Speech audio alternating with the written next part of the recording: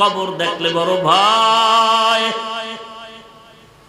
কারণ এই কবরের মধ্যে কোনো পরিচয় চলে না, একমাত্র নেক আমল।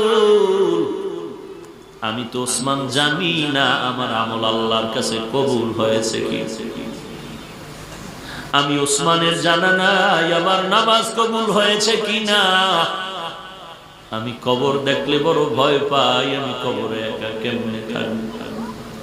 আমি দুনিয়াতে বিছানা বানায় ঘুমাই, আমার পাশে আমার সন্তান, আমার স্ত্রী, এরপর আমি চাই আর একটু বড় বিছানা লাগে।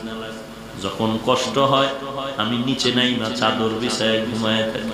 কি ব্যাপার? সন্তান বলে আব্বু তুমি নিচে কেন? বলে অল্প জায়গায় আমি ঘুমাইতে পারি।